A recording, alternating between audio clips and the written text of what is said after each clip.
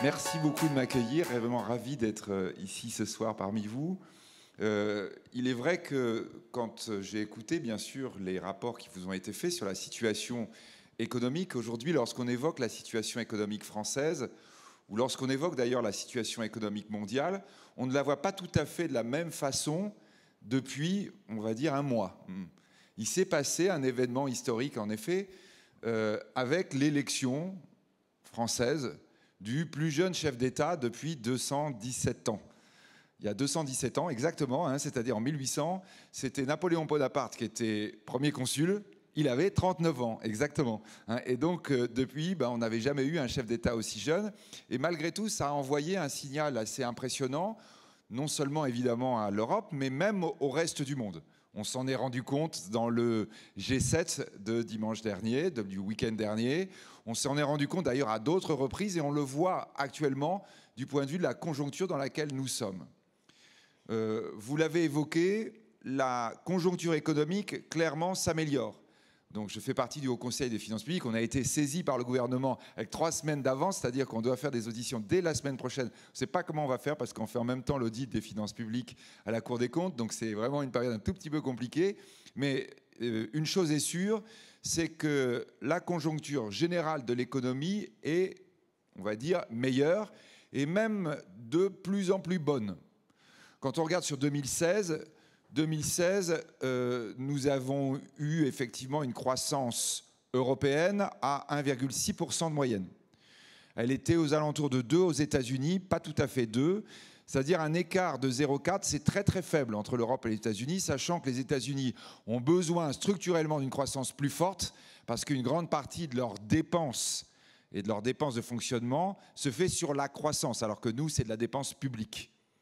Donc on va dire qu'on est avec une situation qui était déjà une situation intéressante l'année dernière. Au passage, bien sûr, et là, vous l'avez longuement évoqué parce que ici et dans les Serres France, nous avons beaucoup de personnes qui ont été en première ligne sur ce constat.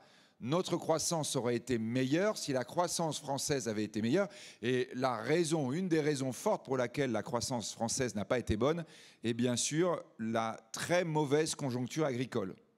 Et donc là, bien entendu, on doit rappeler que nous avons été en France avec des conditions climatiques très mauvaises dans plusieurs filières, alors que dans le reste du monde, les conditions climatiques étaient très bonnes, ce qui fait qu'on produit peu, et les cours baissent parce qu'il y a des grandes quantités par ailleurs dans le reste du monde. C'est-à-dire vraiment la moins bonne des configurations possibles en ce qui nous concerne. Au Conseil des finances publiques, nous avons parmi les 11 membres le patron de l'INSEE. Et le patron de l'INSEE, au mois de septembre, nous dit nous avons perdu jusqu'à 0,2-0,3% de croissance par rapport à ce qui était prévu du fait des mauvaises récoltes agricoles. Tout d'un coup, vous voyez, la France se rend compte qu'elle est un grand pays agricole. Elle s'en rend compte notamment quand l'agriculture ne va pas bien. 0,3% de croissance en moins, c'est très important. Et donc, en effet, quand vous disiez nous repartons sur une approche qui est une approche cette année normale, et on a eu les points conjoncturels, nous par exemple, du point de vue de la prévision de Bercy ou de la prévision du Trésor, on est à chaque fois sur une conjoncture normale. Et d'ores et déjà, nous avons eu un gel très important sur le vignoble français. On sait que l'on aura à nouveau, on va dire, notamment sur, par exemple, la viticulture qui est fortement exportatrice, des chiffres qui ne seront pas bons en 2017. Et donc là, bien entendu, vous voyez, quand je parle de conjoncture économique, bien entendu, on n'ignore pas cette problématique agricole, voire même parfois, on se rend compte que la problématique agricole, en réalité, elle se répercute sur la problématique globale. Alors, ce qui est vrai néanmoins, vous l'avez évoqué tout à l'heure, monsieur le vice-président, dans votre présentation de conjoncture économique, c'est vrai que nous sommes dans une perspective en ce moment qui est plus favorable, et même il y a 3 semaines, les grands organismes de prévision, en particulier le FMI, en particulier la Commission européenne, ont revu à la hausse les prévisions de croissance sur 2017. Et donc là, toujours pareil, quand on est en matière macroéconomique, si je vous dis qu'on va être à 1,9 voire à 2% de croissance sur la zone Europe l'année prochaine, ça veut dire vraiment que c'est une amélioration très nette de la conjoncture. Et vous allez me dire, on ne l'aperçoit pas. Il y a toujours, là, du point de vue économique, une certaine inertie. Il y a eu une inertie dans l'autre sens. C'est-à-dire quand vous parliez du discours qu'on tenait dans les années 2007-2008, ou voire même avant, en disant attention, on est dans une crise gigantesque. Sur le terrain, les gens nous disaient oui, mais vous exagérez dans les médias. Moi, la crise, je ne la vois pas. Hein. C'est-à-dire il y avait la même inertie. Hein. On voyait, nous, qu'on était dans une dégradation très très forte, mais sur le terrain, ça ne se percevait pas encore. Alors ça, c'était dans la période où cette crise arrive, comme une sorte de vague, vous voyez, comme une sorte de tsunami qui déferle sur l'économie mondiale. On a vécu la crise la plus grave depuis 1929. Et on est probablement maintenant avec, vous voyez, une vision de 10 ans. C'est une crise qui dure 10 ans. Vous voyez, 10 ans, 29, 39. Hein, nous, 2007-2017, avec la vision rétrospective, on peut même penser que c'est probablement la crise la plus grave de tous les temps que nous vivons et que nous avons vécu, parce qu'elle est à une échelle planétaire et une échelle d'une planète absolument énorme et dans l'économie de manière conséquente. Eh bien maintenant, on peut dire que là, on a le sentiment qu'on sort de ce processus. Et toujours pareil, vous avez parlé d'une mauvaise année 2016, qui n'est pas faux, mais on ne perçoit pas encore sur le terrain le fait que les choses vraiment s'améliorent. Simplement, effectivement, là, les dernières informations, et notamment les informations qualitatives, on voit les indices de confiance qui s'améliorent. On commence à ressentir un tout petit peu que ça va mieux, même si dans les chiffres, et Serre France évidemment est au premier rang là-dessus pour regarder ce que ça signifie, on dit l'amélioration, elle n'est peut-être pas encore totalement sensible. Il est évident que des mauvaises récoltes, il est évident que des mauvaises conditions climatiques, évidemment, on va dire, cacheraient d'une certaine façon ces éléments conjoncturels globaux qui sont plus favorables. Ce qui est sûr quand même, c'est quand l'économie va mieux, eh bien en réalité, peu à peu, l'ensemble des secteurs vont mieux.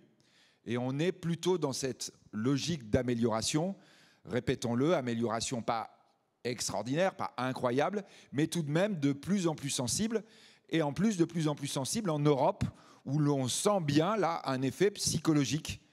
L'Europe a eu tellement peur d'un risque d'éclatement, notamment évidemment et principalement du fait du vote français. On a eu le 23 juin 2016 le vote britannique. Les Britanniques ont dit on s'en va. C'était un événement historique important, même si on n'en mesure pas encore complètement la portée. Tout le monde regardait la France parce qu'on disait si la France dit on s'en va, c'est pas pareil. Là, c'est l'Europe qui explose et c'est l'euro qui explose. Les Britanniques s'en vont, il faut gérer. La France qui décide d'arrêter l'Europe, c'était effectivement l'explosion d'un système d'avant. Alors, chacun vote pour qui il veut. On peut très bien dire qu'il fallait le faire, mais en tout cas, en termes économiques, c'était des conséquences beaucoup plus importantes que, par exemple, le vote qu'on a pu avoir du point de vue britannique. Alors là, depuis un mois, on a eu l'hymne à la joie au moment du Louvre, donc vieil hymne créé en 1824, qui depuis 1985 est devenu l'hymne européen.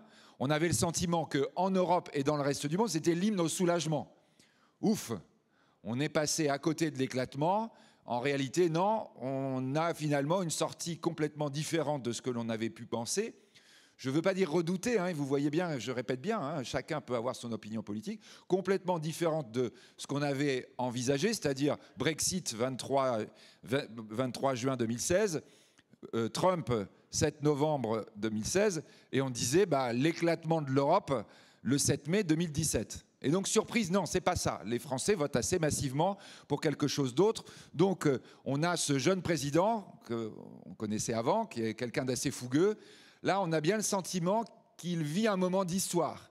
Il vit un moment d'histoire, et lui qui est plutôt d'abord en courant, là, on voit les deux fois, c'est-à-dire au Louvre, et puis ensuite à l'Élysée, quand on va avoir la passation de pouvoir, que tout d'un coup, il marche doucement. Tout le monde qui le connaît, on dit « Mais qu'est-ce qui lui arrive là ? Ça doit le démanger. » Il marche tellement doucement, d'ailleurs, que ce jour-là, au Louvre, on a dû mettre 2 fois l'hymne à la joie. On avait prévu de le mettre 1 fois, on était obligé de le mettre 2 fois, tellement il allait lentement. Et même à la fin, si vous avez bien regardé, il y a eu un petit blanc, quoi. Il n'était pas encore arrivé à l'estrade. C'était un moment d'histoire. On disait là, tout d'un coup, il se passe quelque chose. Tout d'un coup, il y a quelque chose qui est en train de changer. Eh bien, en fait, lorsque on va évoquer ce qui est en train de se produire au niveau mondial aujourd'hui, je vais vous dire que le moment d'histoire, depuis le début de l'année 2017, n'en déplaise aux Français, même si, je le répète quand même, ça a un vrai impact mondial, le vrai moment d'histoire, c'est peut-être pas à ce moment-là qui s'est produit. ce moment d'histoire le plus important depuis le début de l'année 2017, et probablement depuis un moment, il se situe entre le 20 et le 23 avril 2017. Vous allez me dire, c'est un peu vague là, oh, vous ne pourriez pas être un peu plus précis? Non, on n'est pas complètement sûr. Entre le 20 et 23 avril 2017, la planète compte désormais plus de 7 milliards 500 millions d'habitants. C'est là, on est passé là, hop, vous voyez, on a passé, donc grosso modo, depuis le début de l'année, la planète a pris à peu près 70 millions d'habitants en plus. Et donc les 70 millions d'habitants nous ont permis de passer les 2 milliards 500 millions. Au passage, si vous connaissez une jeune maman qui a eu un bébé entre le 20 et 23 avril, dites-lui qu'il faudrait qu'elle fasse des recherches. Il est possible que ce soit ici, en Lorraine, que vous ayez le numéro 7 milliards 500 millions quand même. Hein, ça marque un gamin hein, en lui disant « tu as été le 7 milliardième 500 millionième humain sur la planète en 2017 ».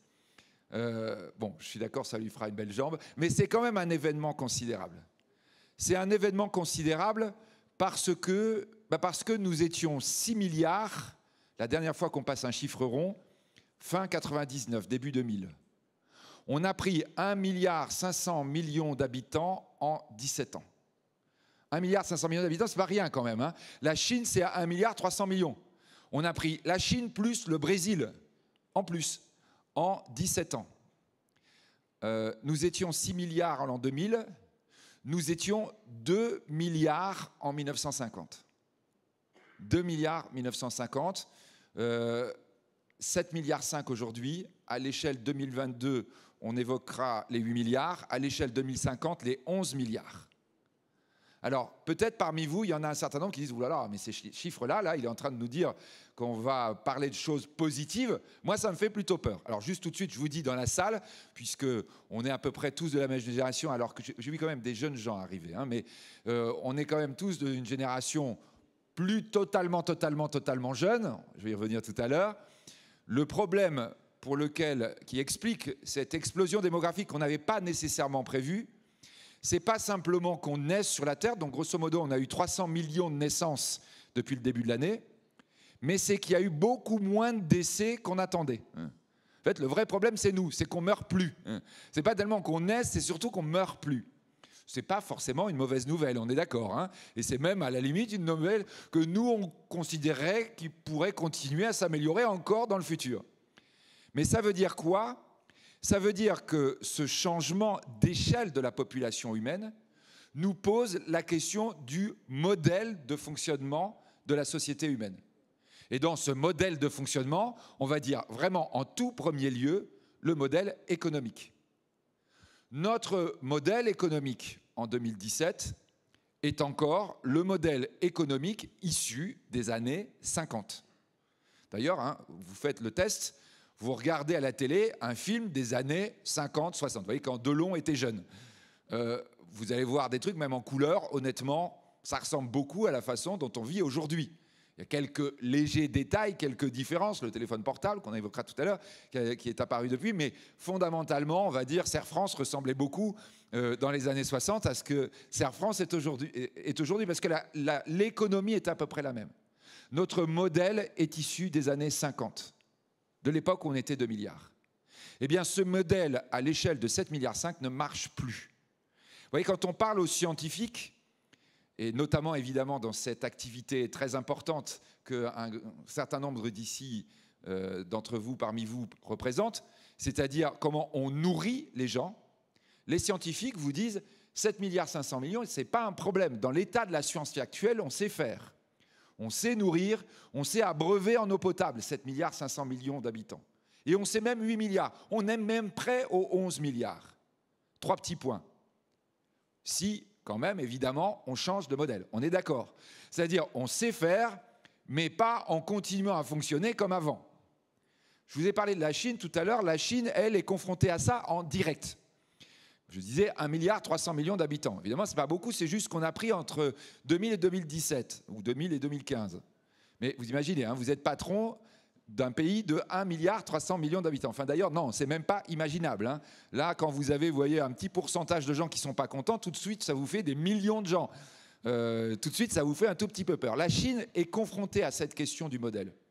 Elle y est confrontée en direct, d'ailleurs, notamment sur l'aspect agricole, notamment sur l'aspect de la qualité de la nourriture.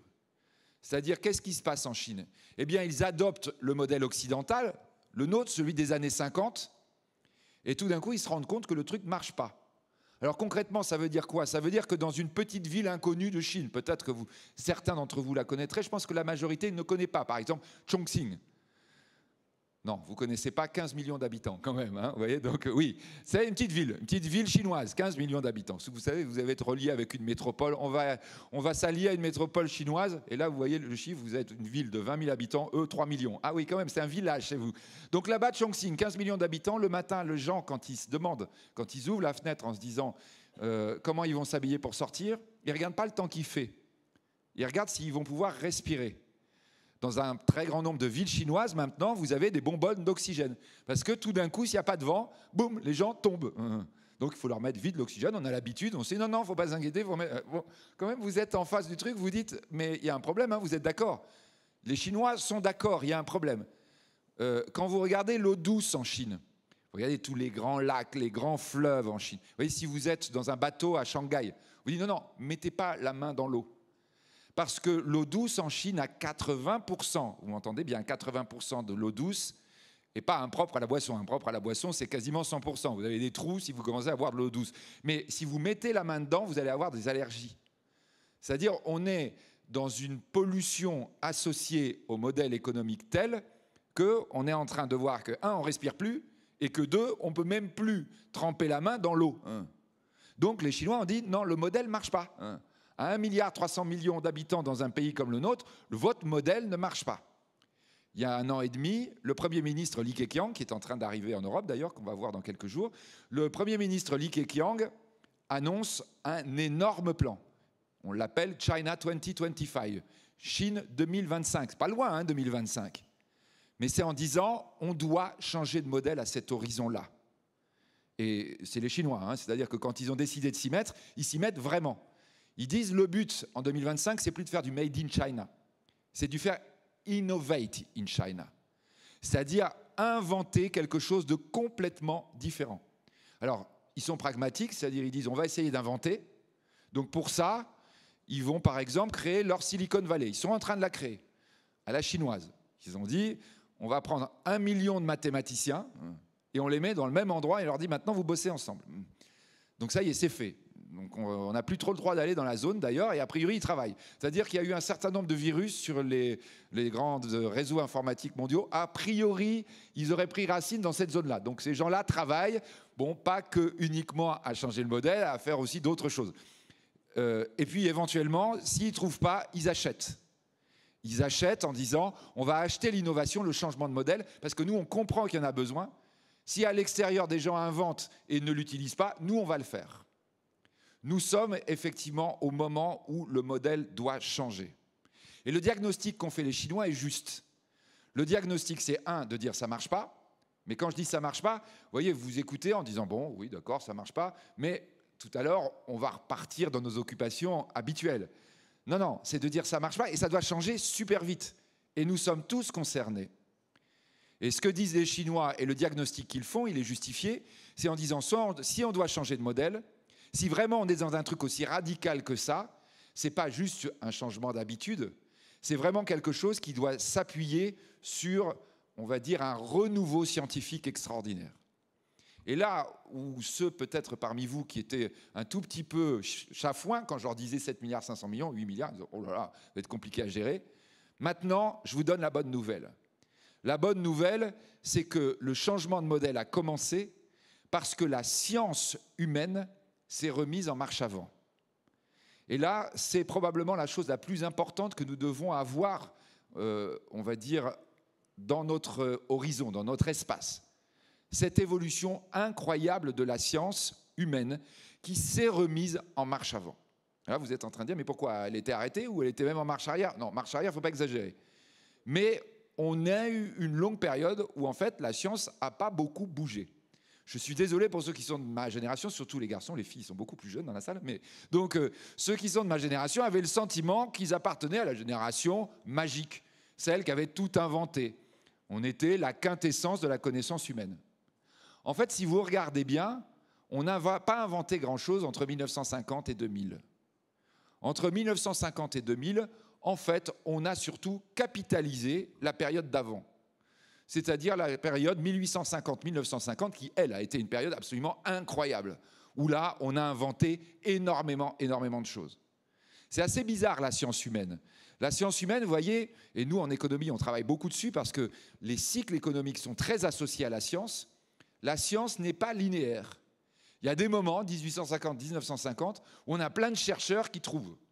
Puis on a des moments, 1950-2000, on a plus de chercheurs, à la limite, ils cherchent, mais ils ne trouvent plus. Alors oui, ils trouvent un peu, hein, quand même, il ne faut pas exagérer, vous avez des améliorations. Mais on n'est pas dans les gros bouleversements. Puis tout d'un coup, vous ne savez pas pourquoi, et là, quand vous faites des observations historiques sur des très longues périodes, vous voyez, sur des milliers d'années, vous voyez comme ça des arrêts de la science sur la planète, et tout d'un coup, la science qui repart. Vous ne savez pas pourquoi, et ce qui est très troublant, c'est que souvent, elle repart partout, comme s'il y avait une sorte de signal. Alors vous savez, on a des anthropologues ou des archéologues qui trouvent des choses en disant au Mexique, à l'époque où Christophe Colomb n'était pas encore passé, et en Europe, ils trouvent la même chose au même moment.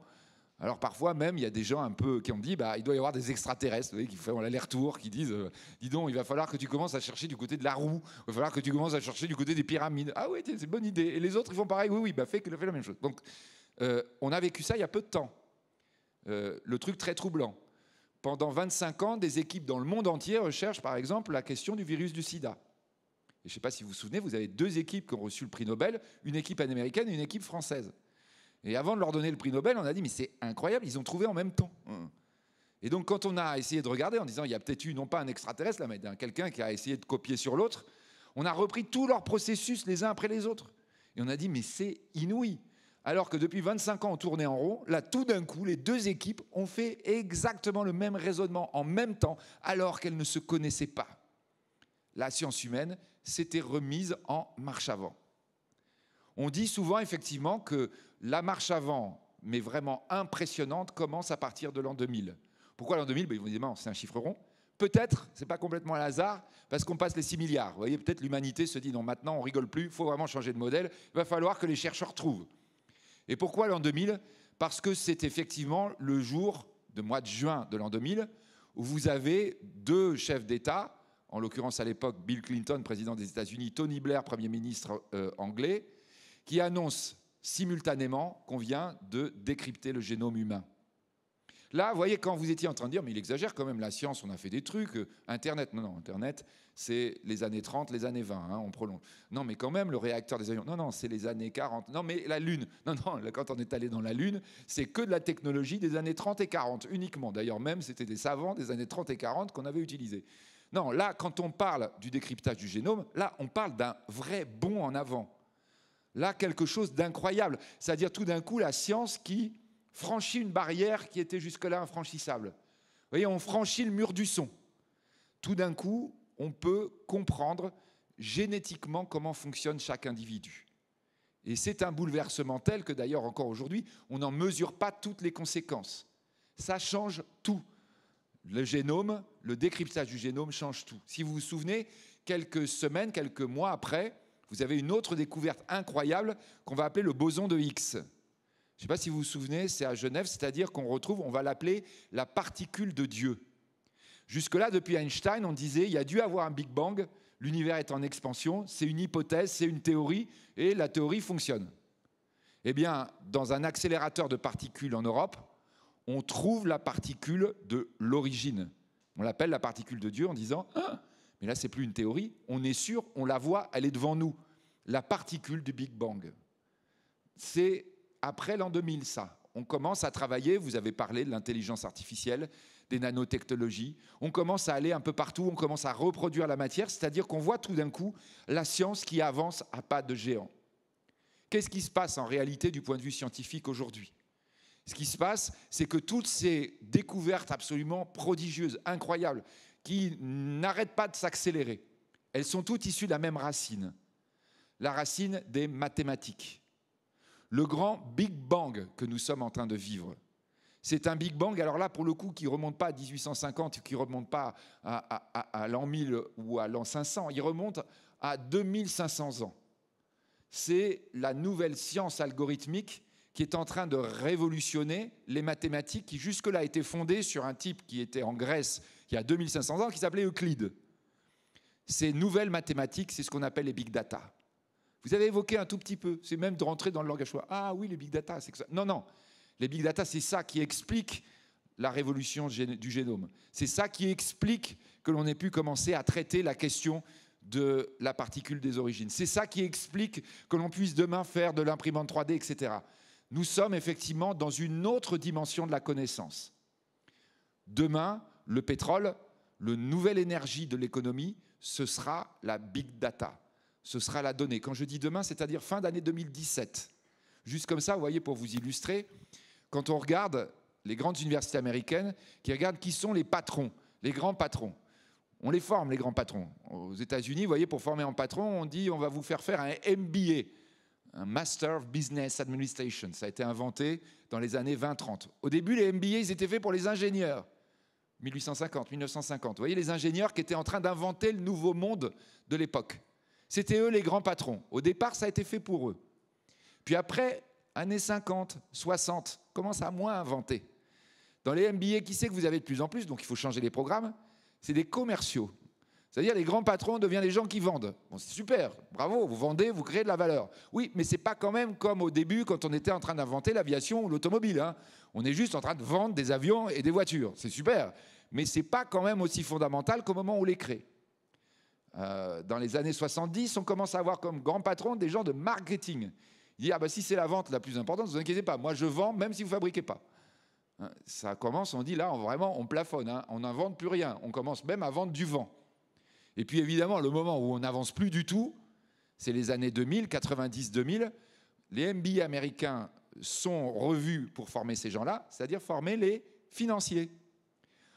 On n'invente plus, on ne vend plus, on fait des fusions-acquisitions. C'est vraiment, vous voyez, le moment 2000. Et quand parfois, notamment dans ces élections présidentielles françaises, on a dit la finance est finie, etc. Bon, vous me direz, on a élu un ancien financier. Bon, mais ça, c'est autre chose. Mais donc là, c'est simplement la marque du monde qui s'arrêtait avant, du monde qui était en train de finir. Là, aujourd'hui, toutes les grandes universités américaines sont en train de revoir leur MBA en disant les nouveaux grands patrons vont être des mathématiciens. Et quand vous avez un patron qui va être mathématicien, il faut bien le former. Parce qu'il peut être super bon en maths, mais pour gérer des gens, parfois, c'est un peu plus compliqué. Donc là, on est bien dans cette idée-là. La nouvelle richesse, le nouveau pétrole, la nouvelle énergie, ce sont ces mathématiques incroyables, inouïes, qu'on appelle les big data. Alors peut-être vous vous êtes dit, là, il est loin, là, en quoi ça me concerne? Alors juste, on va commencer à venir vers nous. Début 2017, donc on a un autre événement, je vais en évoquer 2 ou 3 comme ça, qui sont importants, qui nous ont peut-être échappé. Début 2017, 2 entreprises très importantes, c'est-à-dire Google et Microsoft, décident de commencer à commercialiser, c'est-à-dire on va vendre, on va dire un des effets des big data. Il s'appelle quoi cet effet des big data? Il s'appelle l'ordinateur quantique. Début 2017, nous avons l'ordinateur quantique qui commence à être à disposition de l'économie. Volkswagen, premier ex-aequo groupe automobile mondial, a annoncé il y a 1 mois et demi qu'ils revoyaient toute leur stratégie parce qu'ils allaient utiliser l'ordinateur quantique. On ne sait pas ce qui va en sortir. On sait juste que le monde d'avant ne pouvait pas fonctionner comme va fonctionner le monde d'après avec l'ordinateur quantique. Vous dites, l'ordinateur quantique, c'est quoi exactement? Bon, vous avez un smartphone dans la poche, un Samsung ou un Apple pour prendre les 2 grandes marques. Votre smartphone que vous avez dans la poche, vous devez vous dire qu'il a entre 55 et 60 fois la puissance des 3 ordinateurs qui étaient gros comme ces maisons, chacun gros comme ces maisons, qui ont envoyé en 1969 3 hommes sur la Lune. Chaque smartphone, 60 fois les 3 ordinateurs. D'ailleurs, vous voyez, il est en train de vous dire départ pour la Lune dans 15 minutes. Effectivement, on l'utilise assez peu, si vous regardez. Vous avez 20 fois la possibilité de faire l'aller-retour sur la Lune. Il vous sert à quoi? À vous dire, attention, les œufs sont cuits à la maison. Ou peut-être, quand est-ce que tu rentres, au lieu d'écouter des bêtises comme ça. Bon, vous voyez, c'est-à-dire on l'utilise très très peu, ces ordinateurs. Mais vous dites maintenant, il y a 4,5 milliards de ces ordinateurs sur Terre aujourd'hui. Eh bien, un ordinateur quantique, un seul, représente 250 millions de fois la puissance d'un iPhone. C'est-à-dire, là, on est dans la big data et l'algorithme. 250 millions de fois la puissance de calcul Donc c'est un truc tellement gigantesque que vous n'arrivez même plus à vous fier. Mais il dit quoi? Si vous avez 4,5 milliards de fois un ordinateur quantique, vous vous rendez compte la puissance de calcul qu'a l'humanité tout d'un coup. D'ailleurs, ça nous fait une belle jambe. Ben si ça nous fait une belle jambe, parce que c'est comme ça qu'effectivement, vous commencez à avoir des problématiques que vous commencez à gérer, alors qu'avant, c'était le mur du son. C'était un truc impossible. Oui, je peux reproduire de la matière. Oui, je peux dire aujourd'hui, l'homme de 250 ans est déjà né. Vous dites, bah, bonjour, on est déjà 7,5 milliards. Oui, mais quand même, quoi. C'est-à-dire que là, on est au-delà de la connaissance qu'on imaginait avant. C'est des choses qu'on n'arrive même plus à figurer.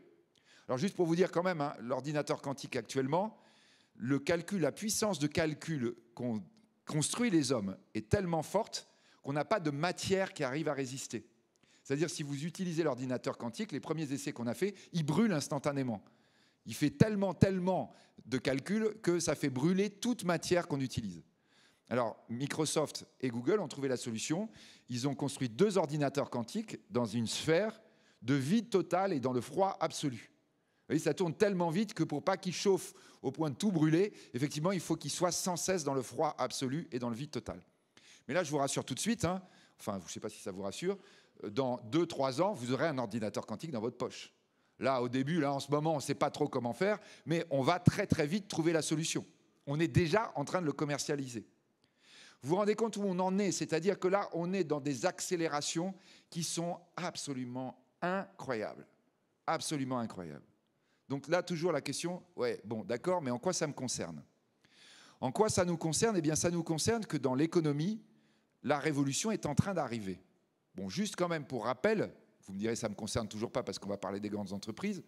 Les plus grandes entreprises du monde sont des entreprises aujourd'hui qui sont issues de cette folie révolutionnaire, de cette évolution incroyable. Toujours pareil, mois d'avril 2017, Apple, pour la première fois, franchit la barre de la valeur 800 milliards de dollars. Donc là, on est super dans l'économie d'avant. Hein. 800 milliards de dollars. Juste pour mémoire, Boeing, c'est 100 milliards. Pour mémoire, Dassault, c'est 11 milliards. Airbus, c'est 50 milliards. Pour mémoire, Volkswagen, c'est 50 milliards. Donc vous voyez, on a changé d'échelle. Hein. On va se dire, oui, mais c'est de la bulle. Oui, il y a de la bulle partout, y compris effectivement sur ces valeurs de demain. Mais quand même, Apple, c'est 300 milliards de cash, de trésorerie. Là, quand ils ont le CER France qui présente chez Apple en disant « Nous avons 300 milliards de cash, quelqu'un s'abstient, quelqu'un est contre, 300 milliards de cash, on fait quoi avec ça ?»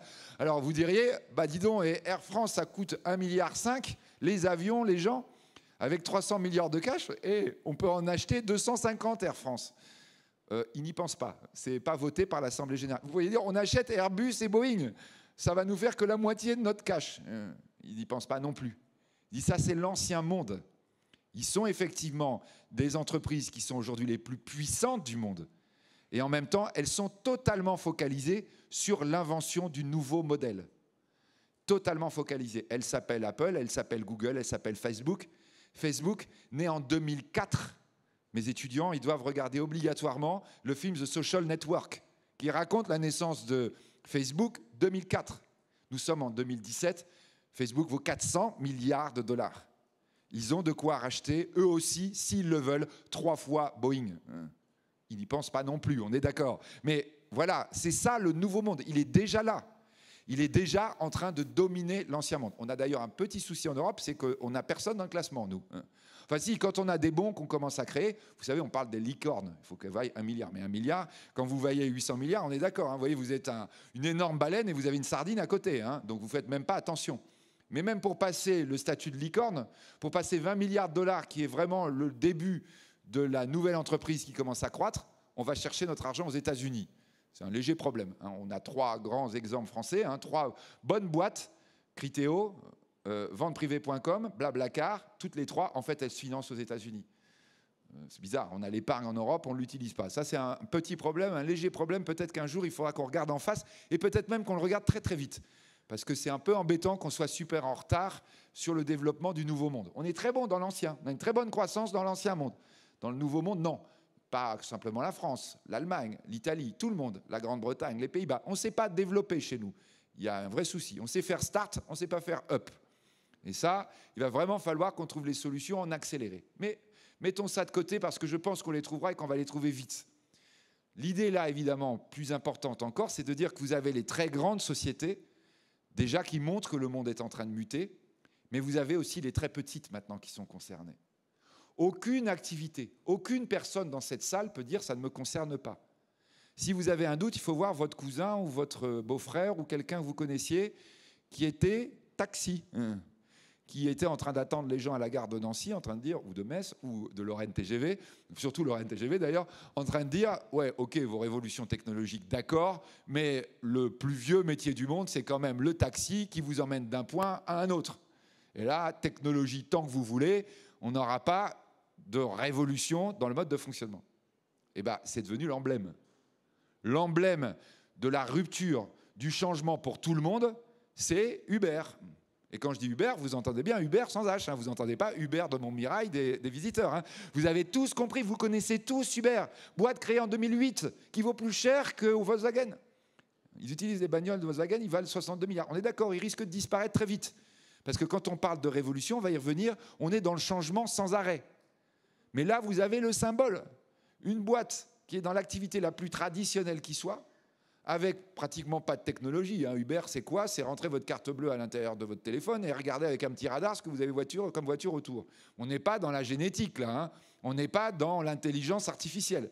Rien que ça, ça suffit à vous faire une rupture complète, à dire à toute la société, notamment française, dites l'ubérisation, ça va tout changer. Nous en sommes là aujourd'hui. Nous sommes tous concernés.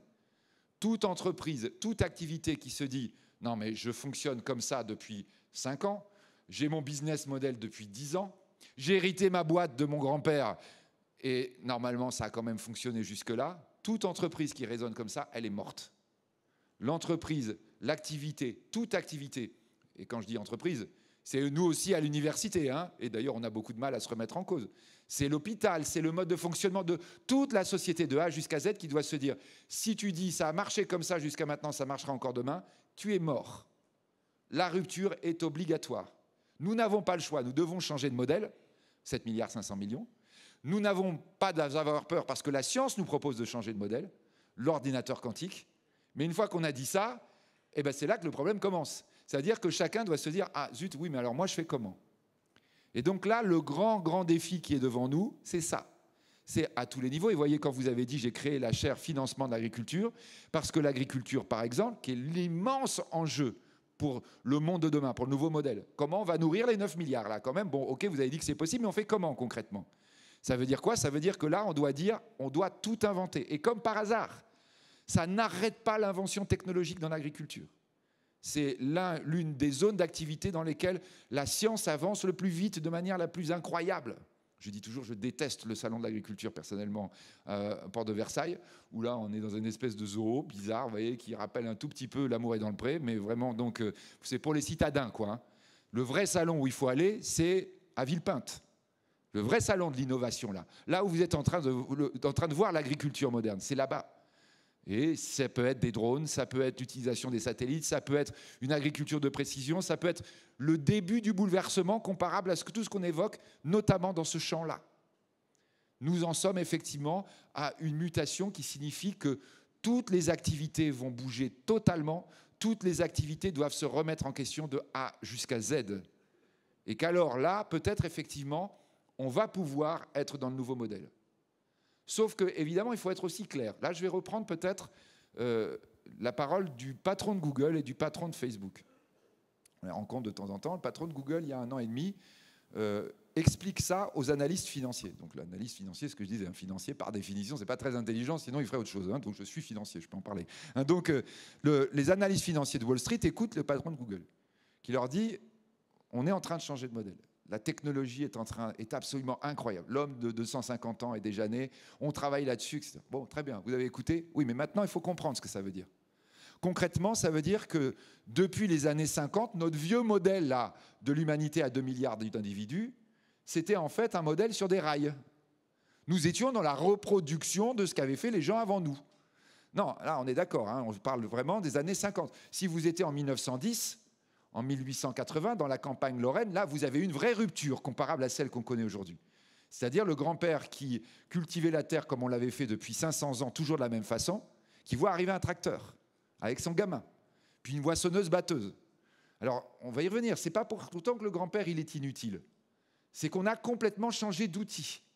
Et que là, effectivement, il est un peu dépassé en disant « Ah oui, là, qu'est-ce qui se passe? Mes références ne sont plus les mêmes. Là, lui, il avait connu une vraie rupture. Là, vous aviez eu vraiment quelque chose d'un changement très, très profond. Mais ensuite, on va dire entre 1930 et 2000, il n'y a pas de changement. On continue à fonctionner à peu près comme celui d'avant et on optimise. Nous, dans les écoles d'économie, dans les écoles de management, on apprend à optimiser par rapport au truc d'avant, mais surtout pas à faire de rupture. Le patron de Google, aux analystes, il leur dit, il va falloir sortir de ça. Il va falloir qu'on retrouve l'esprit qu'ont eu les gens en 1910. L'esprit des campagnes de cette époque-là, quand ils ont été confrontés à un choc que jamais personne n'avait connu avant eux. Ben, c'est la même chose qui nous attend. Dans toute l'économie, un choc pareil. Donc concrètement, ça veut dire quoi, messieurs les analystes financiers? Ça veut dire qu'une boîte comme Google, qui vaut 800 milliards ou 700 milliards de dollars, vous aviez l'habitude qu'elle vous annonce des succès. Et bien maintenant, c'est fini. Elle va vous annoncer des échecs. Parce que nous sortons des rails. Changer de modèle, ça veut dire qu'on sort des rails. Et que par conséquent, on va rentrer sur une piste, voire même encore pire, sur une absence de piste, une forêt avec des très grands arbres, on n'aura pas de phare, il va falloir aller très vite. Donc ça veut dire quoi?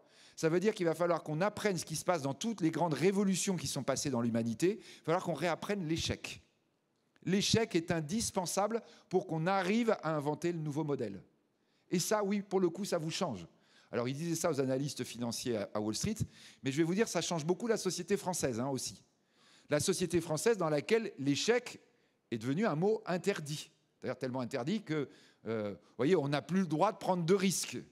C'est tellement vrai qu'on l'a mis dans notre constitution, quoi. Principe de précaution. Tu vérifies qu'il ne va pas y avoir d'échec. S'il y a un échec, on ne fait pas. Ah ben oui, non, mais là, le gars, il vous dit, c'est l'inverse, justement. Il vous dit, Google, maintenant, il va falloir vous habituer.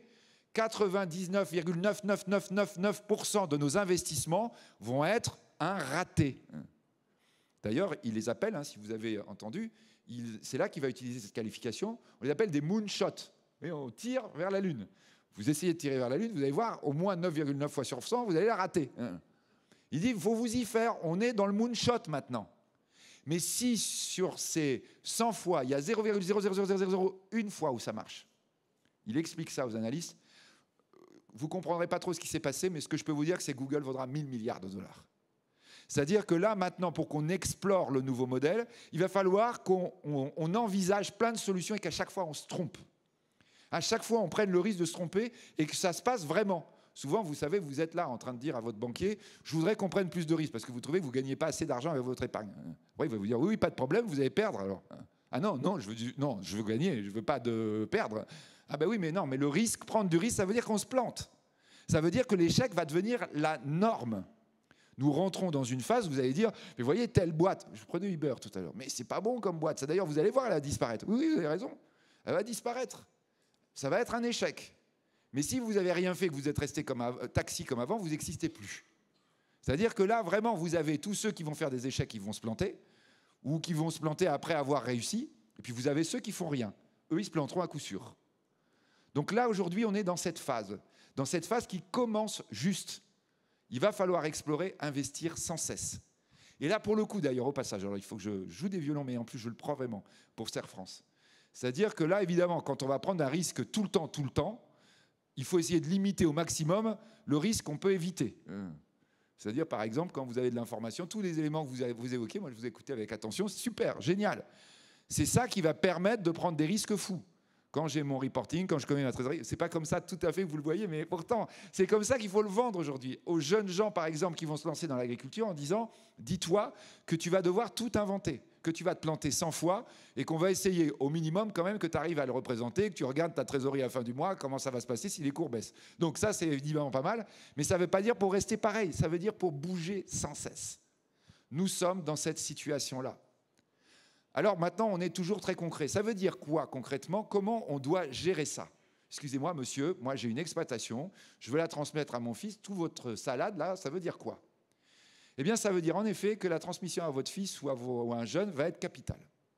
Parce qu'en réalité, ce que vous observez en ce moment, c'est que ce changement de modèle qui nous fait peur, d'ailleurs qui fait tellement peur qu'on voit les votes dans les pays occidentaux qui reflètent la peur. On est obligé de changer de modèle. Ça ne peut pas attendre ma retraite, s'il vous plaît. Et moi, je vais être où dans votre nouveau modèle? Ah bah oui, c'est sûr, hein, quand on dit que tout change, ça veut dire que toute personne qui se disait, moi, normalement, ça y est, je suis arrivé, on lui dit non, c'est fini là. Là, c'est fini. Arriver, c'est un mot qui n'existe plus.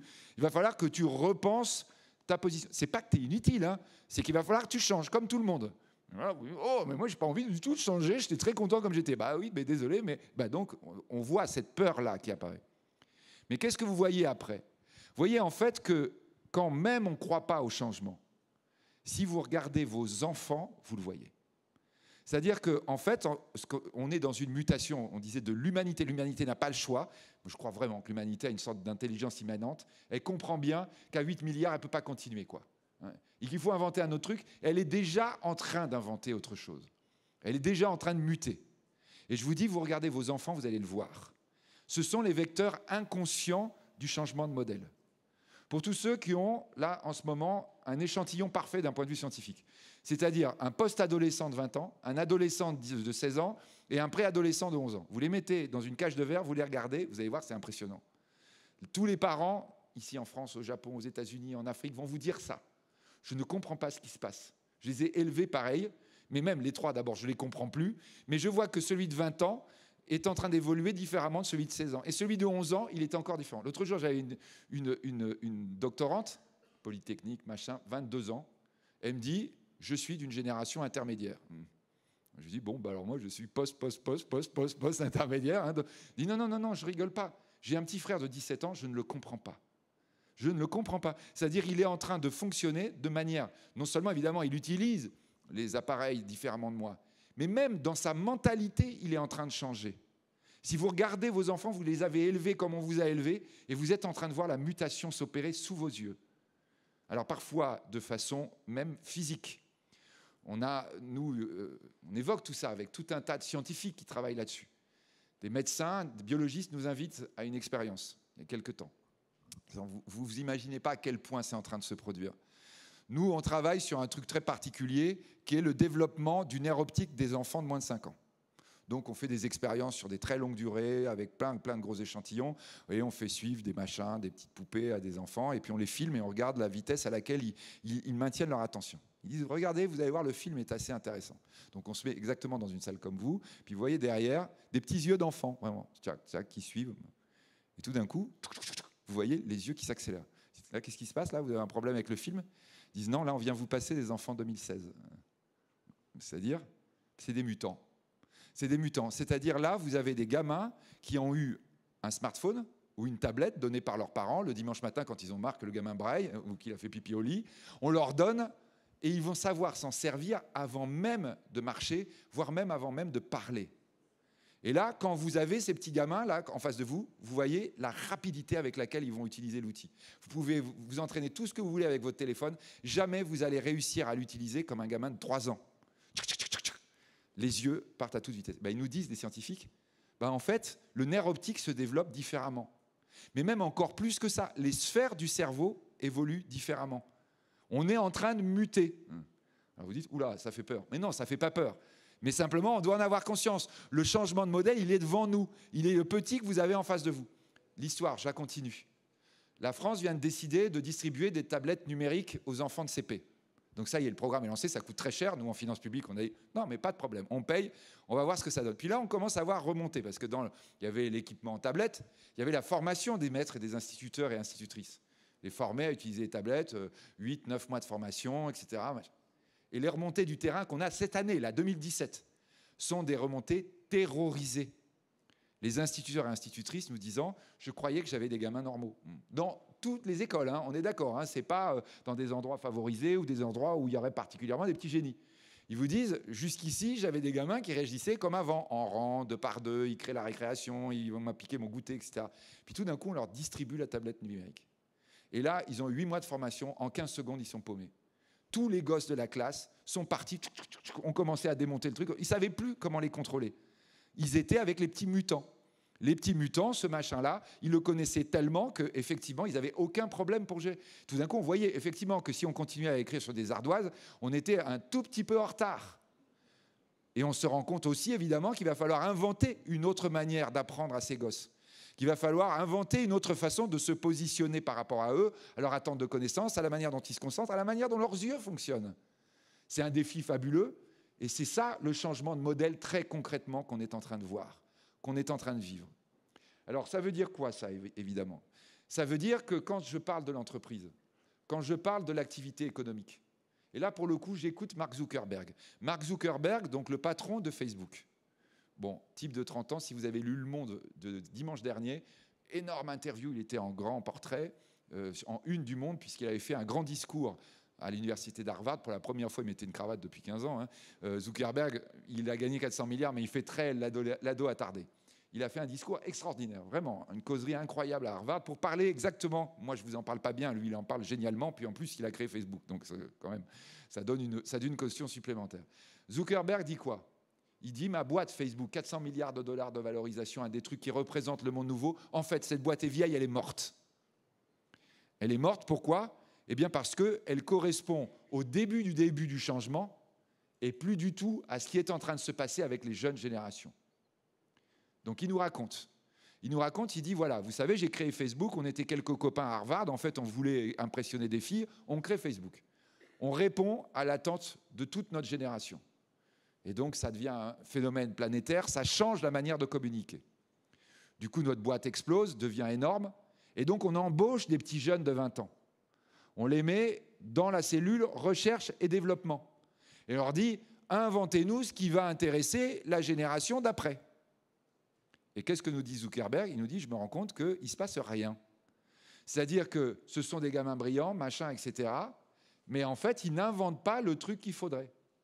Alors heureusement, dit-il, sinon la boîte serait morte, heureusement, j'avais des gamins moins doués, moins brillants, mais tout aussi dingues, que j'ai mis dans une petite cellule à part, des financiers. Et eux, ils ont racheté ce que nous, on n'avait pas su inventer. Donc ils rachètent à l'époque, si vous vous souvenez, WhatsApp, 11 milliards de dollars. Tout le monde dit il est fou. En fait, grâce à WhatsApp, Facebook va passer de 120 milliards de valorisation à 210 milliards. Et il dit, j'ai une cellule de mes petits dingues, ils me disent, on va racheter maintenant Instagram. On paye l'Instagram 1,2 milliard. Il y avait 12 personnes dans Instagram. Donc, quand Mark Zuckerberg nous présente ça à Venise dans un colloque, il nous dit, en Europe, vous comprenez ce que ça veut dire, quoi. C'est le Real Madrid avec simplement 12 Ronaldo. Vous voyez, bon, 100 millions de dollars, le gars. Et bien, quand on a racheté Instagram, à partir de ce moment-là, Facebook est passé de 210 à 400 milliards de valorisation. C'est la meilleure opération qu'on a faite. Mais pourquoi Facebook est mort? Parce que depuis, il y a eu l'invention de Periscope, il y a eu l'invention de Snapchat. Mes gars, ils ne l'ont pas inventé. Mais mes financiers, ils sont devenus vieux aussi. Ils n'ont pas été foutus d'acheter ça. Si ça continue, effectivement, je ne serai plus dans la vague. Je serai perdu. Je serai en retard parce que ce sera en train de changer, que je ne m'en rendrai pas compte. Alors, quelle est la philosophie qui tire de ça? Il dit, donc, en fait, j'ai un vrai problème dans une très grosse structure. Et donc là, tous ceux qui ont des petites entreprises, dites-vous qu'en fait, c'est vous qui devez être à la pointe de la vague. Les grandes structures vont de plus en plus avoir le problème. Qui nous dit? La grande structure, elle est too big to fail. Pourquoi les jeunes brillants que je mets dans mes unités de recherche et développement, ils ne trouvent rien? Parce qu'en fait, ils sont tétanisés de peur. Ça y est, eux, la peur, ils l'ont retrouvée. Ils ont peur d'être le chercheur qui a fait couler Facebook. Donc, ils ont tellement peur de faire une ânerie qu'ils préfèrent ne rien faire. Ah, peut-être, mais tu te rends compte, le projet, si on le lance, mais combien ça va coûter? Oui, mais et tu te rends compte si jamais ça ne marche pas? Et donc, il dit, là, j'ai senti le problème. Ma structure est beaucoup trop grosse. Les individus n'arrivent plus à exprimer leur inventivité. Nous sommes à un moment où l'inventivité doit être totale, où il doit y avoir des échecs partout. Et bien, l'unité à laquelle ça se passe, c'est l'individu. Si vous êtes une boîte à 400 milliards, on n'ose plus rien faire. Alors, si vous êtes un État à 2000 milliards, évidemment, encore moins. C'est-à-dire, c'est vraiment au niveau individuel que ça se passe, et je dois retrouver ça. Première chose. Comme par hasard, d'ailleurs, entre parenthèses, vous voyez, les prix Nobel d'économie cette année, en fin de l'année 2016, ont été 2 chercheurs, il y a très très longtemps, qui ont travaillé là-dessus, en disant, les grosses structures, en fait, c'est des fictions qui ne marchent pas. Il faut revenir à l'aspect individuel, au contrat entre les personnes. Ça nous ramène à toute la question d'ubérisation sur le droit du travail. C'est exactement là-dessus qu'on travaille, tout le monde en ce moment, en disant, ah oui, c'est vrai que là, la question de l'individu, elle se pose comme jamais. Mais après, nous dit Zuckerberg, deuxième chose, il faut que j'intègre mes petits vecteurs de la modernité, mes petits gamins. Il faut que j'ai les gamins dans la boîte et que les gamins restent des gamins. Et donc ça, effectivement, c'est l'enjeu de toute entreprise aujourd'hui, quelle qu'elle soit. Vous êtes exploitant et vous allez transmettre à votre gamin. Dites-vous que la seule grande différence avec ce qui s'est passé, vous, avec votre père, c'est que quand votre père vous a pris, il vous a dit « bon, tu connais rien, tu as vu des trucs à l'école peut-être, tu as fait... mais tu vas voir maintenant comment ça marche vraiment une exploitation ». Eh bien, le grand changement quand on est en rupture profonde, c'est exactement comme vous aviez le grand-père qui disait ça et que le gosse arrivait avec son tracteur ou sa moissonneuse-batteuse. Là, on est à la même chose. C'est-à-dire que les gamins amènent des connaissances, ils ne s'en rendent même pas compte que leurs aînés n'ont pas. Quand je dis leurs aînés, c'est parfois la génération intermédiaire, hein, c'est 3 ans, 4 ans avant. Ils n'ont pas la connaissance.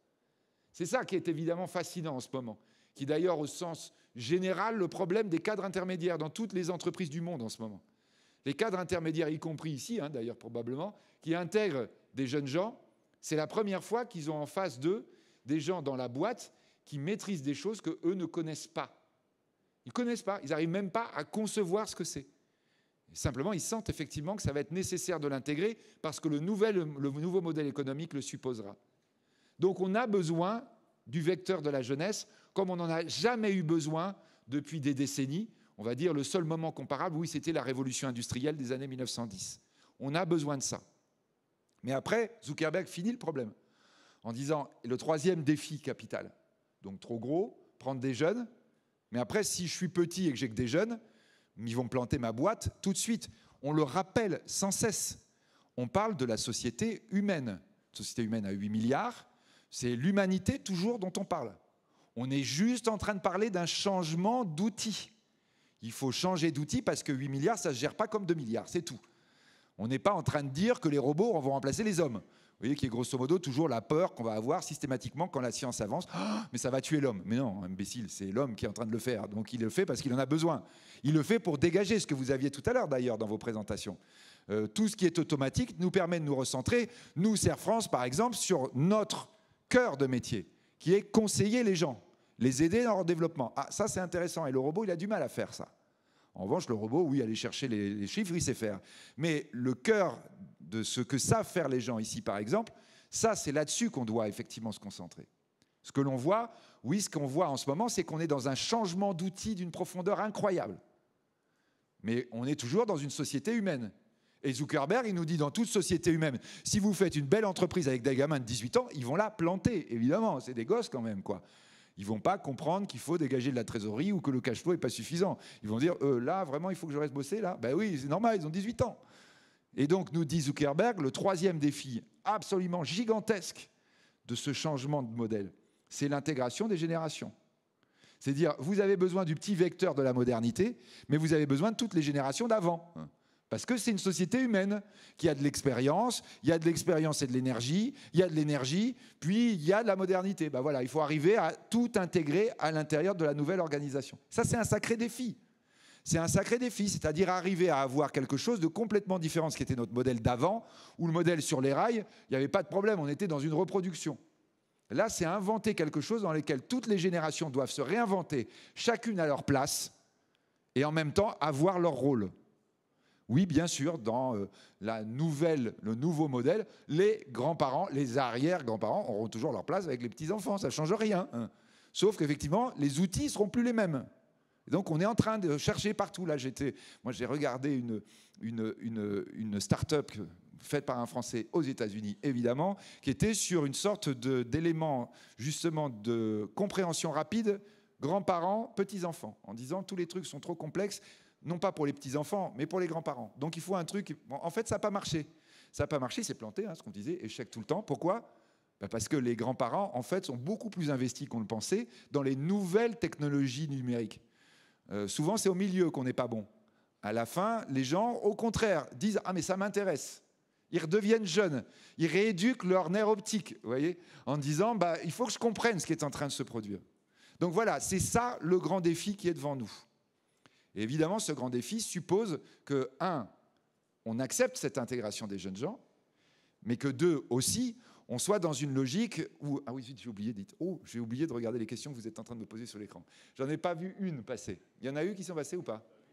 Vous en avez vu plein passer? Je n'ai pas regardé, je vous faisais que vous regardez, je suis désolé, hein, vous m'intéressez plus que l'écran. Mais je les regarderai tout à l'heure, dès que j'ai fini, on les regarde. Donc le grand défi, il est là. Et quand vous êtes effectivement dans la logique de notre contexte français, vous voyez que ça signifie vraiment très concrètement plusieurs choses. Ça signifie que, effectivement, nous soyons dans cette intégration et dans cette idée que le changement de modèle est d'abord positif. Ce n'est pas normal qu'en France, on ait une peur aussi forte du changement de modèle. Il y a plein d'endroits où on peut avoir peur. Vous voyez, par exemple, quand vous avez plein de pays qui n'ont pas d'école mathématique, quand on a dit les mathématiques c'est le pétrole, ils disent « Ah, là j'en ai pas, je vais faire comment ?» Nous, en France, on a la 3e école mathématique du monde. Sur la génétique, on est super bon. Sur l'intelligence artificielle, on est super bon. Partout, on est super bon. On est super bon pour avoir les entreprises en pointe et on est super bon normalement aussi pour intégrer tout le monde. Souvent, vous voyez dans le modèle qu'on est en train d'évoquer, vous allez dire, mais ouais, les mathématiciens, je vois bien leur place. Mais le gars qui n'est pas bon en maths, il fait quoi? Ah oui, non, mais attention, on va vivre complètement différemment et cette vie différente va supposer que chacun ait aussi une place là-dedans. Une place qui va être trouvée complètement différente de ce que l'on avait avant. Nous allons vivre différemment et nous allons probablement occuper la Terre différemment. C'est déjà commencé. Chacun a sa place et donc la France doit dire, mais nous, on sait faire ça. Normalement, on sait trouver une place pour chaque personne en fonction de chaque compétence. Amazon a d'abord créé des postes de gens non qualifiés. Amazon est en train de travailler aujourd'hui, 400 milliards de valorisation, comme Facebook. Donc c'est des gens, ils méritent qu'on les regarde quand même. Ils sont en train de réfléchir comment justement ils vont pouvoir muter eux aussi. Ils sont en train de créer une plateforme à l'artisanat. Amazon, le truc super pointu. Pourquoi? Parce qu'ils sont en train de voir que tout ce qu'on est en train d'évoquer, ce changement de mode de vie, ce changement de fonctionnement, il suppose aussi qu'il y ait un étalement horizontal de l'habitat humain sur la planète et que plus on fait un étalement horizontal, on le voit en ce moment aux États-Unis par exemple ou dans le nord de l'Europe, ça aspire l'artisanat. Donc ils disent on a besoin d'artisans, dans le nouveau modèle il y a besoin d'artisans parce qu'il va y avoir de plus en plus de gens qui seront en proximité et qui auront besoin de ça. C'est ça l'évolution que nous devons envisager en disant tout ça n'est pas catastrophique. Alors attention, je ne vous dis pas non plus que tout ça est naïvement extraordinaire. Ce n'est pas le paradis dont je vous parle. La guerre du nouveau modèle a déjà commencé. On est déjà dans des guerres de puissance. Quand aujourd'hui vous avez effectivement WannaCry, qui veut dire je vais pleurer, et que vous avez toute votre activité qui s'arrête parce que vous avez un malheureux virus qui est rentré sur tous vos ordinateurs, vous vous rendez compte qu'il y a des gens hostiles qui peuvent éventuellement vous faire perdre la course. On est bien, oui, dans une guerre ou dans une logique d'opposition. C'est la société humaine, répétons-le. On gère des gens. Et les gens, ils ne sont pas que bons. Mais en ce qui concerne la France, on peut dire vraiment, on a toutes les raisons maintenant, plutôt de considérer l'avenir positivement. Ça veut dire quoi? Ça veut dire à nos gamins, effectivement, leur dire, il va falloir prendre des risques. C'est la marque de la jeunesse. Le but, surtout, c'est que tu prennes des risques le plus tard possible. Et que je vais prendre des risques avec toi. Pour terminer, peut-être, voyez, si on doit représenter la façon dont on doit envisager les choses. Je vous disais, Mark Zuckerberg nous fait sa causerie. Il y avait plein de grands ministres européens, plein de grands patrons européens qui étaient là, etc. Donc il faisait des selfies avec Zuckerberg quand même, parce qu'il est célèbre, quoi. Donc, et à la fin, il y a un ministre d'un pays très puissant d'Europe qui vient le voir en disant « Marc », parce que comme il tutoie tout le monde, on dit « Marc, comment ça se fait que nous, en Europe, on n'ait pas pu construire un Facebook comme toi, t'as fait ? À ton avis, tu as une idée là-dessus ?» Et donc Marc dit « Ouais, j'ai une idée, je vais vous dire quelle est la recette pour faire un Facebook. » Alors là, tout le monde arrive en disant « Waouh, il va nous dire comment faire le concurrent de Facebook, quoi. » Et donc tout le monde écoute, donc c'est des gens très sérieux, etc. Il dit « En fait, ça tient en 2 mots. Le truc que vous avez perdu qui tient en 2 mots, c'est « have fun ». C'est-à-dire, en réalité, ce que vous devez avoir par rapport au nouveau modèle, c'est d'abord de l'enthousiasme, de la passion. Regardez l'avenir avec passion et comme par hasard, vous allez créer des boîtes à 400 000 $. Non, 400 milliards. Comme par hasard, vous allez être exactement en pointe là où il faudra. Ça, c'est le message le plus important à mon sens qu'on doit donner. Là, quand Zuckerberg vous dit la solution pour réussir la mutation, c'est have fun, quel que soit votre boulot, où que vous soyez, en fait, il nous donne la vraie clé de développement économique pour demain. Et pour le coup, là, on peut espérer que dans 2, 3, 5 ans, ce ne sera plus l'hymne à la joie, ce ne sera plus l'hymne au soulagement, ce sera l'hymne à l'espoir qu'on entendra au Louvre à Paris. Je vous remercie.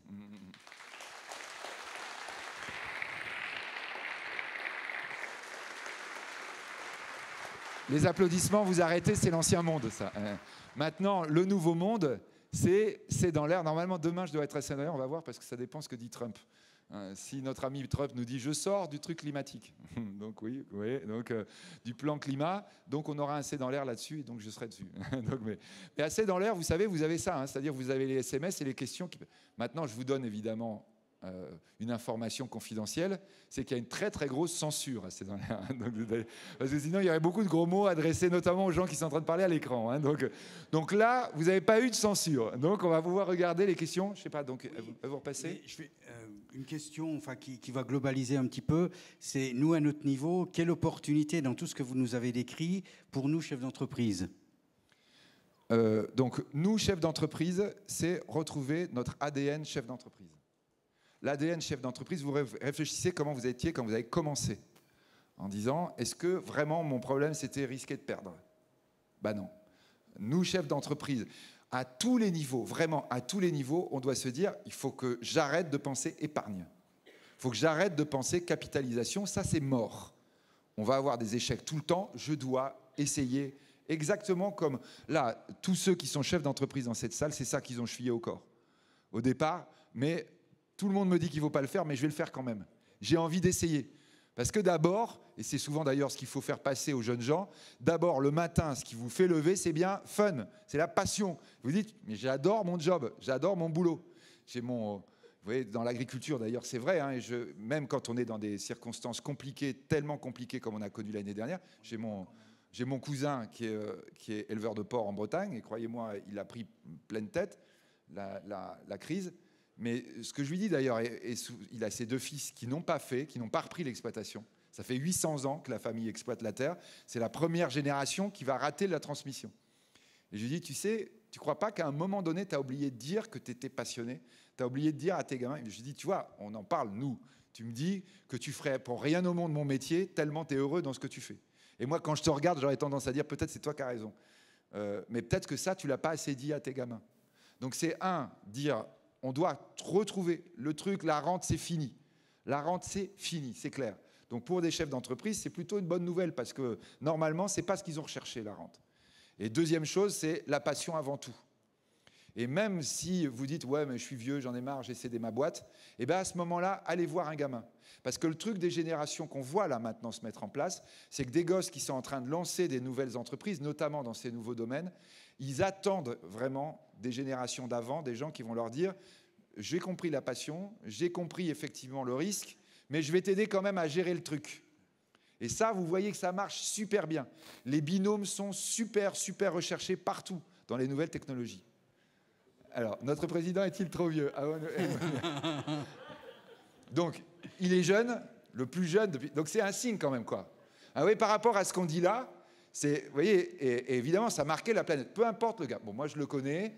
On va voir comment ça va être, etc. Mais le signal qu'a reçu toute la planète, je peux vous dire, aux États-Unis, tous les copains que j'ai m'ont dit, mais au fait, le vieux monde, il est où maintenant? Ils ont un président de 72 ans avec une mèche orange, hein, on est d'accord, hein. On va dire qu'il n'est pas spécialement un progressiste. Hein. Et ils voient l'Europe, la vieille Europe dont ils pensaient qu'elle ne bougerait pas, qui arrive à élire un chef d'État de 39 ans. Quoi. Là, moi, copain américain qui me dit « Mais tu te rends compte, il est plus jeune que Kennedy ». Bon, vous me direz, il finit pas bien Kennedy, hein, mais quand même, quoi, à 39 ans, quoi, ça marque tout le monde. En disant, à la limite, ce n'est pas la personne, c'est que les Français aient voté pour ça. C'est ça qui a beaucoup marqué le reste du monde. J'ai des copains à Goldman Sachs qui doivent s'arrêter pour faire un doctorat. Ils voulaient aller le faire en Asie ou aux États-Unis. Ils m'ont dit, dis donc, tu nous prends à la Sorbonne. C'est là que ça va se passer. On sent bien, c'est là que ça va se passer. Donc il y a un truc hein, quand même. Hein. Alors après, on est d'accord, hein, c'est pas parce que vous avez uni un Gemini Cricket que vous avez réglé tous les problèmes. Et moi, au Conseil des finances publiques, à la Cour des comptes, nous plus exactement, on va le rappeler très vite en disant « Super Président, vous avez plein d'énergie, maintenant vous pouvez repartir à fond les manettes, c'est fini le truc à pas lent historique. Maintenant, il faut remettre l'accélérateur parce qu'il y a quand même du pain sur la planche. La croissance n'est pas terrible, on a une très grosse dette, on a des dépenses publiques beaucoup trop fortes, on a un chômage qui n'arrive pas à comprimer, donc c'est toujours là. Mais néanmoins, si on a commencé à avoir le déclic, ça c'est capital. C'est-à-dire, souvenez-vous bien hein, que comment investir avec un risque d'échec important et des financeurs de plus en plus frileux. Et ce n'est pas les financeurs les plus en plus frileux. Les financeurs, vous savez, où est-ce qu'ils vont chercher leur argent? Auprès des financeurs. c'est-à-dire auprès de nous à la fin. Ce que je vous disais tout à l'heure, pourquoi, à votre avis, c'est l'assurance vie qui est défiscalisée en France? Parce qu'on est tellement dans le truc, je ne veux pas prendre de risques, que le seul endroit où je mets mon épargne, c'est de l'assurance vie. Je ne sais pas si vous voyez, assurance vie. Oui, d'accord, ok, donc tu veux la vie éternelle, quoi. Tu veux t'acheter la vie éternelle. Oui, et en plus, je ne paie pas d'impôt dessus. D'accord. Mais c'est ça notre mentalité. Si vous voulez vraiment prendre des risques, vous sortez votre épargne, il n'y a aucun problème, et vous allez voir le petit voisin qui est en train de monter une boîte, et vous dites, je vais mettre mon argent dedans. Dans un certain nombre, là j'évoquais des expériences que nous on suit, on va voir les gens sur le terrain. Pas mal de gens qui ont vendu leur boîte, notamment des couples, et vraiment dans toutes les activités, y compris dans l'agriculture, qui nous racontent exactement le même truc. On a vendu la boîte, on prenait la retraite, etc. On a des grands-enfants qui ont leur situation, et on voit un jeune projet à côté qui nous plaît. On réunit les enfants, et on leur dit... Écoutez, voilà, c'est votre héritage quand même, c'est votre patrimoine, vous en pensez quoi? On avait envie, ta mère et moi, ton père et moi, on avait envie de l'aider, ce gamin, c'est pas de la famille, etc. Et là, tout le temps, ce qu'ils vous racontent, c'est les gamins qui disent, les enfants, qui disent, mais vas-y, mais fonce, mais c'est génial, mais quelle bonne idée, mais tu vas perdre, et alors? Vous avez envie de prendre du risque avec votre épargne, mais personne ne vous en empêche. Mais on est d'accord que là, quand vous m'avez dit, comment on va prendre des risques quand les financeurs sont trop frileux, la base de ceux qui financent, c'est nous. En France, 4 000 milliards d'épargne. Ce n'est pas de l'argent qui a été créé par les banques. C'est 4 000 milliards à nous. Où est-ce qu'elle est, notre épargne? Elle est dans l'assurance vie. Et où est-ce qu'elle est, l'assurance vie, à votre avis? Dans la dette publique. Too big to fail. N'attendez pas que l'État invente le nouveau modèle. En 1910, ce n'est pas l'État qui a créé des boîtes d'automobiles. Ce n'est pas l'État qui a pensé que les avions, ça allait voler. Jamais. L'État, il est super bon pour gérer les situations qui existent déjà. Il n'est pas bon pour gérer la révolution. D'ailleurs, en général, il en est la première victime. Donc, mais vous voyez, l'épargne, aujourd'hui, elle n'investit pas dans le risque en France parce que les Français ne le veulent pas. Ne me racontez pas d'histoire. Il n'y a aucun banquier qui a tordu le bras de son épargnant en disant « Maintenant, j'en ai marre de ton carnet de caisse d'épargne, je vais mettre tout dans un truc à risque. » L'autre, il va lui dire « Si tu fais ça, demain, tu n'as plus de place. » Donc, voilà. La vraie question, c'est de dire... Ouais, au fond, je veux faire quoi? Souvent, les gens me disent, mon épargne, j'en fais quoi? Vous faites quoi, vous, de votre épargne? Et bien là, Zuckerberg. Mais have fun. Vous avez de l'argent, mais d'abord, est-ce que ça vous apporte du plaisir? Ah oui, non, mais la sécurité, il faut penser à l'avenir. Bah, arrêtez. Vous voulez vraiment vous amuser dans la vie, utilisez votre épargne. Et peut-être d'ailleurs, en ayant fun, à ce moment-là, vous serez Zuckerberg. 400 milliards, vous faites, c'est pas mal. Donc là, vous avez un rendement, vous retrouverez rarement. Mais voilà, souvent, on a cette question-là. Souvent, on tourne autour du pot. Et en fait, on ne se regarde pas dans la glace, quoi. Nous sommes maintenant un pays qui a mis le principe de précaution dans sa Constitution. Je suis désolé, quoi. Ça veut dire quelque chose. Et tous les citoyens, là, quand il s'agit de l'enlever, article 1 de la Constitution, vous imaginez, avant l'article 1, c'était la Déclaration des droits de l'homme. Quand même, quoi, ils avaient des couilles, nos ancêtres, quand ils disent Déclaration des droits de l'homme. Je veux dire, il n'y a pas grand monde aujourd'hui qui serait capable de le mettre en article 1 de sa Constitution. Ben, nous, on a mis maintenant principe de précaution. C'est pas tout à fait pareil, quand même, quoi. Je veux vérifier que, donc, ceinture, bretelles, parachute, parapluie, parasol, coussin devant, coussin derrière. Et d'ailleurs, en fait, si je bouge pas, c'est mieux. Mais regardez bien, c'est ce que vous dites à vos gosses aussi. Nous, on le voit bien, quand on voit les parents qui nous disent « Ah oui, mais je suis très inquiet, mon gamin est à l'université, mais continue à faire du foot. » Il serait aux États-Unis, il serait en Suède, il est super bon en foot, il est dans la meilleure université du pays. Chez nous, tu vas rentrer en prépa, maintenant tu arrêtes ta passion, fun, c'est fini. Maintenant, tu bosses. C'est ça notre logique, notre mentalité maintenant française. Vous étonnez après que nos gamins, à 22 ans, ils sont vieillis à toute vitesse, ils sont génération intermédiaire, en disant où est-ce que je vais mettre mon épargne pour pouvoir préparer ma retraite? Oui, bah oui, effectivement. Là, vous n'êtes pas vraiment dans le changement de modèle, on est d'accord. Donc là, voilà, je vous renvoie le truc. Alors, posez vos questions. Il y en a d'autres? Il n'y a pas d'injures, comment ça se fait? Je vous garantis qu'il y a assez dans l'air, mais vous verriez, il y a même des injures que je ne connais pas, qui sont adressées à moi. Donc, alors on regarde dans le dictionnaire, on dit, ah oui, c'est pas gentil en fait. La France est-elle reformable? Mais reformable, c'est intéressant. Est-ce qu'on peut reformer la France? Non, il n'y a pas besoin de reformer. Sa forme est très bien. Non, je charrie, mais je viens tout de suite. Mais c'est important, ça, quand même, à dire. La France, c'est un des plus vieux pays du monde. On va dire, en réalité, quand on regarde vraiment, on dit que c'est le deuxième plus vieux après la Chine. Bon, vous avez l'Iran Et l'Égypte qui nous disent non, on est devant nous, c'est pas tout à fait vrai. L'Iran à la limite, mais enfin on va dire allez, numéro 3. Un très vieux pays, enfin un pays très ancien, je disais plutôt le terme, c'est un pays super structuré. Et en économie, c'est super intéressant parce que ça veut dire que c'est un bateau, vous tournez, boum, le bateau tourne. Vous ralentissez, boum, le bateau ralentit. C'est un truc capital, ça, en matière économique. Notamment quand on est en train de parler de révolution. C'est-à-dire, on dit genre, révolution, hop, ils y vont.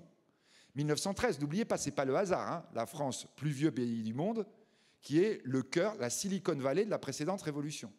C'est nous qui avons inventé l'aviation, l'automobile, l'électricité, machin. Et plus fort, 1913. Tous les intellectuels du monde venaient en France. Le Picasso, il était à Paris, figurez-vous. C'est pas parce qu'il avait une subvention spéciale du ministère de la Culture. Il crevait de faim là-bas. Mais qu'est-ce qu'il disait? Comme Diaghilev, comme Modigliani, il disait on peut faire ce qu'on veut dans ce pays. On peut prendre tous les risques. Ailleurs, on va nous mettre en prison. Là, à la limite, on nous laisse tranquille, voire même parfois, on va nous féliciter. Ça, c'est l'ADN français. Et donc là, effectivement, reformable, c'est un pays qui aurait le problème de dire mais quand on est en train d'innover, on ne sait pas faire. Nous, on sait faire. On l'a démontré il y a encore peu de temps. Vous voyez, ça fera beaucoup les étrangers. Quand on a eu les attentats, moi j'ai perdu un ami dans l'attentat de Charlie Hebdo, le truc qui a marqué tout l'étranger, c'est de voir 6, 7, 8 millions de personnes qui sortent dans la rue 2 jours après. Vous regardez, vous avez eu des énormes attentats aux États-Unis, en Espagne, en Italie, vous n'avez jamais eu ça. En disant, mais c'est dingue ce pays, quoi. Les gens avaient besoin d'être l'un contre l'autre, quoi. On sentait, il y a un vrai pays, les gens se disent, bah, je vote pas comme toi, je t'aime pas, mais là quand même, il s'est passé un truc grave, j'ai envie d'être à côté de toi. C'est un truc incroyable, c'est une cohérence, donc reformer la France, surtout pas. Hein. Et donc là, on est bien avec des éléments structurels qui sont fondamentaux. Après, réformer la France. Alors là, évidemment, là, je nous ai brossé dans le sens du poil. Après, effectivement, là, peut-être il y a quelque chose à faire. Il y a quelque chose à faire, c'est-à-dire que la France est vraiment, en tant que vieux pays, complètement sur ses rails. Et donc là, le moment où il faut dérailler, bah, il va falloir effectivement essayer de provoquer cela. On l'a déjà fait. La révolution industrielle, ça nous a mis 5e puissance du monde, hein, alors qu'on est très très loin de la 5e population mondiale. Donc on est capable de le faire. Et on a toutes les armes pour le faire. Mais à un moment donné, il faut bousculer, vous voyez, hein, dire aux gens, donc maintenant, t'arrêtes d'avoir peur. Bon, est-ce que c'est le vote qui annonce ça l'autre jour? Peut-être. Pas sûr. Vous dites la moue. C'est en tout cas un truc quand même. C'est passé quelque chose. On va voir. Après, de toute façon, c'est pas un gars ou même 2. Je connais très bien aussi l'autre, hein, le nouveau Premier ministre. On a fait plusieurs des coups pendables ensemble. Ouais, très bien, très sympa, très bien, mais il ne pourra pas tout faire tout seul, quoi. Hein. C'est les Français qui doivent dire maintenant, oui, on comprend, il faut le nouveau modèle. Et plus vous allez le faire dans vos boîtes, plus vous allez dire, oui, mais je suis en train de changer. Non, mais attendez, oui, mais vous me parlez de big data, vous me dites que tous nos process anciens sont déjà morts, mais justement, on est dans cette mentalité-là. Quand ça va remonter du terrain, eh ben, c'est exactement ce qui se passe dans les années 1910, quoi. C'est-à-dire que tout d'un coup, le pays, il change. Et l'État, il suit. La loi, elle suit, parce qu'elle n'a pas le choix. En disant, ah bah oui, bah en fait, effectivement, les diligences, c'est fini. Et là, on va dire, ah oui, on va investir dans les bagnoles. Avant, l'État, il n'y avait pas pensé. Hein. C'est vraiment du terrain que ça doit remonter. Donc la vraie question, est-ce qu'elle est réformable? Ça dépend de vous. Hein. C'est pas mal comme conclusion, ça. Alors, est-ce qu'il y avait d'autres questions? Je sais pas. Non, mais je crois qu'on peut... Voilà, Monsieur de Sertine, vous restez parmi nous quelques instants. Donc ceux qui voudront lui poser quelques questions, bah, on pourra continuer. Donc je vous invite à passer de l'autre côté de l'estrade en vous disant que bon, on fait toujours honneur à nos adhérents. Donc ce soir seront servis donc dans le cocktail le domaine des Templiers, Rare Courtoise, le domaine de l'Ambroisie et la Maison Masson pour le jus de pomme. Voilà. Merci de votre participation. Bonne soirée.